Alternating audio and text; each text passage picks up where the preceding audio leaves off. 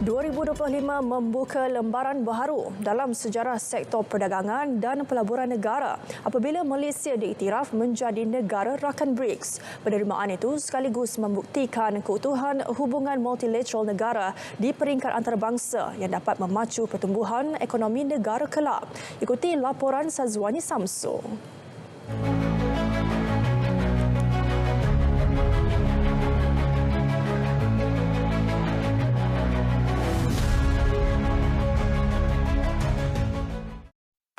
Komitmen negara untuk menyertai blok ekonomi yang menyumbang 26.2% kepada KDNK dunia itu direalisasikan menerusi hubungan baik Malaysia, China, India, Rusia dan Brazil.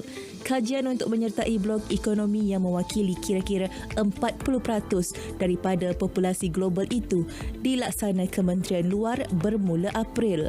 18 Jun lalu, Perdana Menteri Datuk Seri Anwar Ibrahim mengesahkan hasrat Malaysia menyertai BRICS kepada Presiden Brazil Luiz Inácio Lula da Silva. Tekad Malaysia untuk menyertai blok ekonomi itu mendapat perhatian Rusia. Seterusnya menjadi intipati utama perbincangan ketika Datuk Seri Anwar menerima kunjungan hormat Menteri Luar Rusia Sergei Lavrov.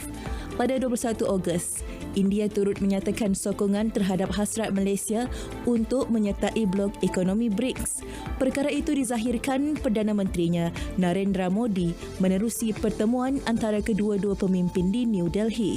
Hasrat Malaysia untuk menyertai BRICS sekali lagi diulang dalam sesi pertemuan bersama Presiden Rusia Vladimir Putin di Vladivostok. Perdana Menteri turut menerima jemputan untuk menyertai sidang kemuncak BRICS di Kazan, Rusia, sekaligus membuktikan kepentingan negara dari sudut pandang Rusia. 24 Oktober, tarikh keramat menyaksikan usaha Malaysia untuk menyertai BRICS membuahkan hasil apabila diiktiraf sebagai negara rakan kongsi. Selain Malaysia, 12 negara lain yang turut serta Algeria, Belarus, Bolivia, Cuba, Indonesia, Kazakhstan, Nigeria, Thailand, Turki, Uganda, Uzbekistan dan Vietnam.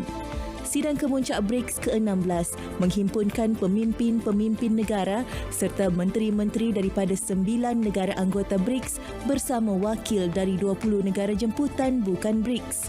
Dalam sidang kemuncak itu juga, Menteri Ekonomi Rafizi Ramli mewakili Perdana Menteri menyampaikan kenyataan negara menekankan isu-isu kritikal bagi selatan global. Dedikasi Perdana Menteri Datuk Seri Anwar dalam merealisasikan hasrat negara menjadi sebahagian daripada blok BRICS jelas dizahirkan menerusi keberkesanan hubungan diplomatik sepanjang 2024. Ia seterusnya menjadi anjakan buat negara memperkukuh kerjasama ekonomi bersama negara anggota BRICS.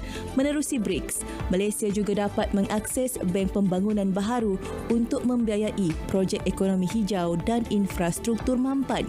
Selaku pengerusi ASEAN 2025, Malaysia berperanan menjadi penghubung antara ASEAN dengan BRICS terutama berkaitan perubahan iklim dan transformasi digital.